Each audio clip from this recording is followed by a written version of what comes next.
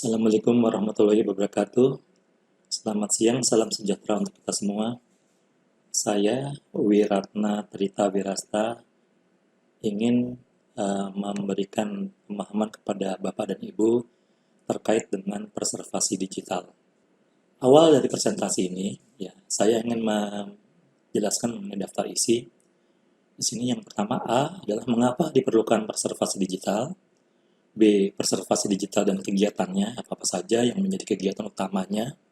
Kemudian C. Perangkat dan konten digital, di mana kita ketahui bahwa dalam dunia digital tidak terlepas dari perangkat, baik itu perangkat keras maupun perangkat lunak. Kemudian selanjutnya adalah metadata, yaitu yang menjelaskan data tentang data, ya khususnya untuk konten digital. Kemudian adalah media penyimpanan E-nya, media penyimpanan dan keamanan data digital. Dan yang terakhir adalah F, penanganan dan penanggulangan bencana digital atau digital disaster, atau yang mungkin lebih dikenal sebagai disaster management, digital disaster management. Yang pertama adalah mengapa diperlukan preservasi digital. Seperti kita ketahui bersama bahwa teknologi digital saat ini cukup berkembang secara pesat. Ya. Saya mengambil satu contoh bahwa teknologi handphone ya, yang kita kenal sekarang itu dahulunya itu adalah cukup besar ukurannya. Ya. Bahkan kalau misalnya Bapak dan Ibu suka mendengar anekdot bahwa dulu ukuran handphone itu sebesar batu bata. Memang benar, demikian adanya. Ini kurang lebih tahun-tahun 1980-an sampai 1985. Ya. Ukuran handphone pada saat itu cukup besar. Dan akhirnya dengan regenerasi yang ada, handphone tersebut ukurannya mengecil dengan fitur-fitur yang jauh lebih bagus. Kemudian yang kedua adalah mengapa diperlukan preservasi digital. Ini terkait dengan adanya big data. Kita ketahui semakin banyak informasi-informasi elektronik, baik itu didapat dari hasil-hasil uh, interaksi, ya, kemudian media sosial media dan sebagainya, sehingga menyebabkan adanya ledakan data.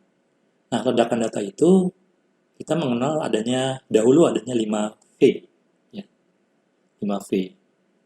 Sebelumnya 3V, ya. Kemudian selanjutnya adalah 5V, 8V dan seterusnya. Saya mengambil contoh di sini adalah 5V. Velocity. Ya. Jadi saat ini kecepatan itu memegang peran penting dalam tumbuhnya data. Mungkin untuk generasi saat ini adalah terkait dengan kecepatan, ya semakin dahulu kita cukup puas dengan kecepatan satunya puluhan megabyte.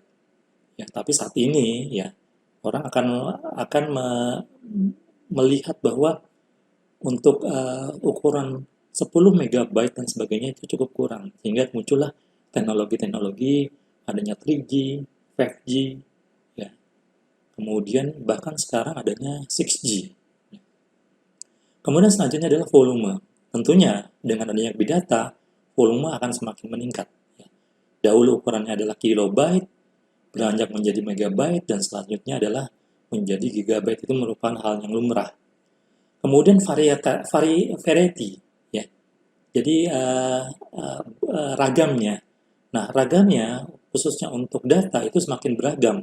Ya, kita mengenal ya adanya data-data yang terkait dengan suara, video, kemudian teks dan sebagainya, itu menyebabkan variasi dari data tersebut semakin membengkak dan besar dengan berbagai variasinya.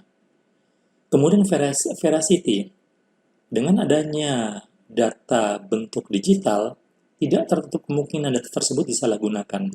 Nah, untuk itulah veracity atau kebenaran dari data tersebut itu memang harus dipertanggungjawabkan di situ. Kemudian yang terakhir adalah value, di mana informasi yang berhasil didapat akan meningkatkan nilai dari sebuah organisasi.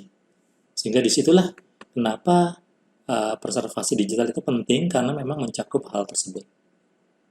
Selanjutnya, kenapa diperlukan preservasi digital adalah media penyimpanan yang usang atau rentan dari degradasi baik itu alam maupun manusia. Seperti yang diperlihatkan di dalam contoh ini, Bapak dan Ibu melihat bahwa saat ini ya, baik itu secara ukuran maupun secara kapasitas ya, ukuran dari fisiknya itu cukup besar. Kita lihat di sini adalah disket ya, untuk ukuran 5/4 ya, itu sudah tidak lagi digunakan ya. Ini adalah ukuran 5/4, ada yang mungkin sampai dengan 8 inch ya, ukuran 3,5 inch disket. Kemudian ada juga yang ada DVD berbentuk disket dan seterusnya ya. Itu sekarang semakin rentan. Dan dengan adanya alam, ini salah satu contoh adalah linear tap open ya, di mana di sini sudah mulai ada gradasi alam berupa jamur dan sebagainya. Bahkan yang paling mengerikan adalah adanya bencana dan pengaruh lingkungan ya. Contohnya adalah kebakaran, kebanjiran dan sebagainya. Untuk itulah kita memerlukan adanya preservasi digital. Selanjutnya adalah kesalahan penanganan koleksi digital ya. Karena memang data tersebut menjadi digital dan memang untuk memasukkan koleksi atau informasi digital tersebut membutuhkan media, kadang media tersebut ada cukup rentan di situ. Nah, untuk itulah kita melakukan sebuah upaya agar nantinya ya, media-media yang ada untuk melakukan preservasi digital memang harus melihat kekuatan, ukuran, dan sebagainya. Bahkan sekarang alat-alat baca yang diperlukan itu sudah tidak diproduksi lagi. Ya, ini yang memegang peran penting mengapa preservasi digital itu sangat dibutuhkan. Nah, preservasi digital merupakan serangkaian ya dari definisi kegiatan aktivitas yang terkelola untuk menjamin keteraksesan koleksi informasi bentuk digital agar dapat dipergunakan selama mungkin. Nah, walaupun kita menyimpan ya, tapi kalau tidak bisa diakses memang tidak hal yang mungkin bisa dikatakan tidak menjadi sebuah kepentingan. Yang penting adalah apabila akan digunakan, itu dapat menjamin bahwa data tersebut ada, di mana dan bagaimana data tersebut itu dapat diakses. Namun yang memang cukup disayangkan adalah beberapa individu atau organisasi itu menganggap remeh bahwa kalau sudah menjadi format digital, ya, itu tidak perlu lagi dilakukan aktivitas, misalnya mengcopy dan sebagainya. Nah, itu harus memang kita dilakukan kegiatan-kegiatan sesudahnya. Nah, bisa dikatakan hal tersebut kurang tepat. Memang perlu dukungan dari organisasi dalam hal ini, baik itu perorangan maupun instansi, ya sumber daya yang kita miliki, dan kemudian teknologi untuk menjaga keteraksesan. Sekali lagi adalah keteraksesan sumber daya digital yang dimiliki agar tetap dapat bertahan dan berjalan. Nah, adapun kegiatan preservasi digital yang umum digunakan, saya mengutip ada beberapa kegiatan yang mungkin ada sebagian dari sumber-sumber yang lain itu sampai dengan banyak sekali. Saya mengambil adanya 6 kegiatan preservasi digital yang umum digunakan. Yang pertama adalah penyegaran atau refreshing. Di situ adalah aktivitas berkala untuk memindahkan file dari satu media penyimpanan fisik ke media penyimpanan lainnya. Nah, ini harus yang diperhatikan oleh Bapak dan Ibu adalah memindahkan file dari media fisik ke media penyimpanan lainnya itu adalah memindahkan ya. Jadi boleh jadi misalnya contohnya ada CD-ROM yang sudah agak tergores dan sebagainya. Untuk mencegah tergoresnya itu semakin dalam dan sebagainya dan akhirnya tidak bisa terbaca, ya, Bapak dan Ibu bisa melakukan mengganti penyimpanan fisik tersebut mungkin ke dalam hard disk atau ke dalam flash disk atau bahkan ke dalam CD-ROM lainnya di situ. Nah, itu adalah penyegaran atau refreshing. Nah, penyegaran itu adalah memindahkan ya dari satu media ke media lain. Tidak melakukan copying atau tidak melakukan copying karena nanti copying adalah terkait dengan replikasi, menyalin kembali. Nah, selanjutnya adalah menyalin kembali atau replikasi. Nah, di sini aktivitasnya adalah Bapak dan Ibu mengcopy ya dari satu media ke media yang sama atau dari satu media ke media yang lain. Baik itu 2 copy, 3 copy, atau N copy, atau beberapa copy. Nah, yang paling baik adalah copy tersebut harus disimpan ke tempat dengan lokasi yang berbeda. Bahkan dari beberapa standar yang ada bahwa hasil copy tersebut disimpan di lokasi 40 km dari lokasi yang sama. Bahkan yang lebih baik lagi adalah berbeda pulau atau berbeda benua. Selanjutnya adalah migrasi. Migrasi adalah aktivitas berkala yang mengubah atau mengkonversi data dari perangkat keras dan atau lunak ke dalam bentuk lainnya. Ini sebagai contoh misalnya kita punya Microsoft file Microsoft Doc ya, biasanya Doc itu Microsoft 97, kemudian dirubah menjadi Microsoft Office ya, Microsoft Office dalam hal itu Word, dalam Word misalnya 2019 ya. Tentunya kan ada, Pak ini berbeda Pak filenya, yang satu doc ya, DOC, yang satu lagi docx misalnya. Nah, itu adalah salah satu contoh migrasi ya. Menggunakan sistem yang sama ya, tetapi kita mengubah dari formatnya. Yang lebih lain lagi ya, contohnya adalah dari mengubah dari dokumen Microsoft Word misalnya diubah menjadi Microsoft Portable Document Format atau PDF ya. Nah, memang ada beberapa hal-hal yang migrasi tersebut bahkan mengubah dari form di samping format juga format file juga mengubah dari pembacanya. Misalnya sebelumnya kita menggunakan file dengan file yang dapat dijalankan di OS ya, sistem operasi misalnya contohnya Apple ya, itu dirubah ke dalam sistem Android atau bahkan dalam PC dengan Microsoft